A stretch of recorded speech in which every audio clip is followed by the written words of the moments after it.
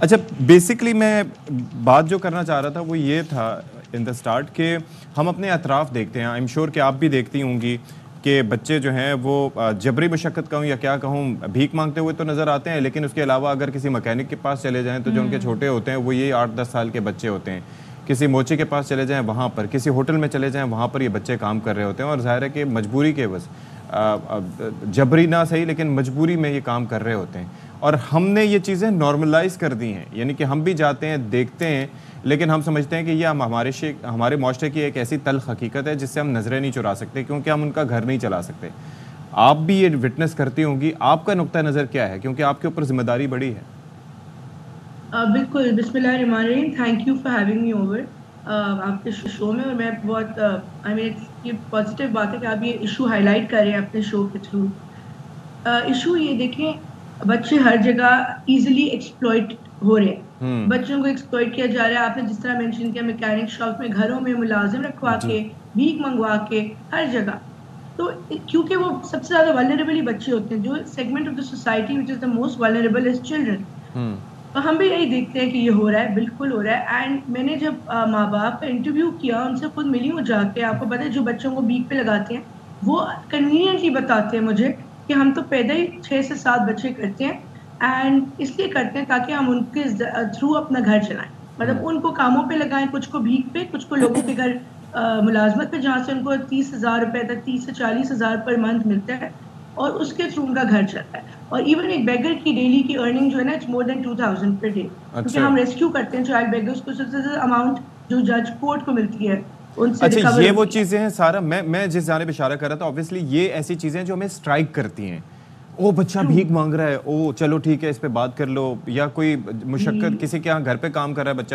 لیکن میں جس جانب کر رہا ہوں وہ بہت کامن ہے، یعنی کہ کسی ریسٹورنٹ میں چھوٹے بچے ہوں گے، آپ گاڑی میں بیٹھی ہوں گی، کوئی چیز منگوائیں گی ایک بچہ لے کے آئے گا، جوس منگوائیں گی ایک بچہ لے کے آئے گا، مکینک کے پاس جائیں گی تو جو آپ کے ٹائروں میں ہوا ڈال رہا ہوگا وہ ایک بچہ ہوگا.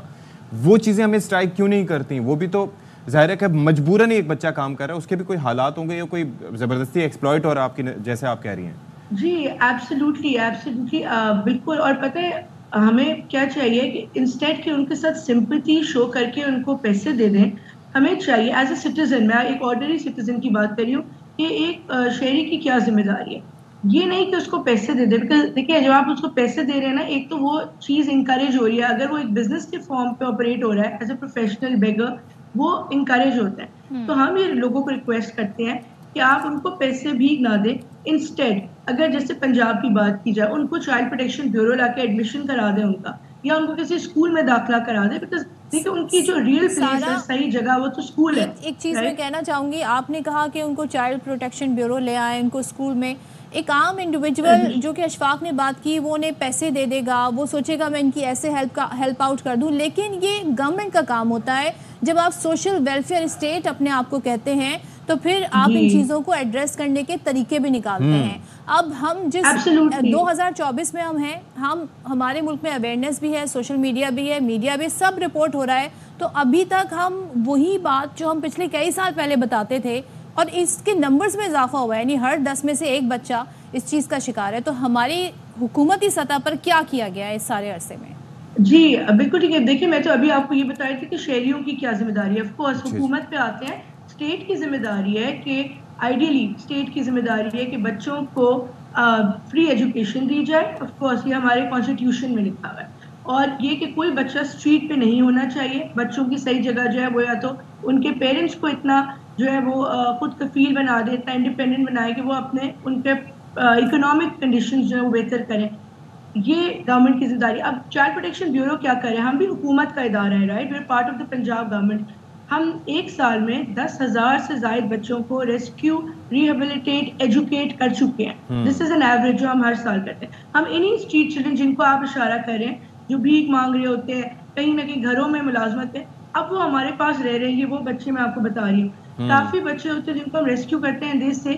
اب ہم نے واپس نہیں جانا، پلیز ہمیں اپنے ماں باپ کے پاس مت بھیجیے، کیونکہ ان کو پتہ ہے کہ وہاں ماں باپ واپس کسی گھر میں ملازمت پہ رکھوا دیں گے. اور اچھا، ان بچوں کو صرف ہم فوڈ شیلٹر نہیں دے رہے، we are providing them skill development.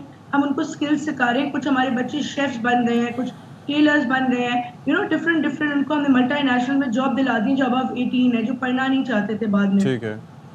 تو یہ this is what the state is doing. لیکن having said this of course state کی کیپیسٹی ہے, مطلب bureau can capacitate X amount of children, لیکن ایشو بہت بڑا ہے. مطلب ایشو جو آپ نے بتایا کہ اتنے بچے روز جو ہے وہ ابیوز کا شکار بھی ہوتے ہیں, بھیک بھی مانگنے پہ لگائے جاتے ہیں. تو اس کا ایک کلیکٹیو حل صرف گورنمنٹ نہیں کر سکتی, لیکن تمام اسٹیک ہولڈرز ایک ساتھ اگر ہاتھ سب کو اس میں لیڈ کرنا گورنمنٹ کا کام ہے, باقی سب ساتھ ملتے جائیں گے, ایسے ہی ہونا چاہیے. تھینک یو سو مچ سارا فار بینگ ود اس. اور یہ وہ ہے جس کو بڑا ایڈریس کرنے کی ضرورت ہے.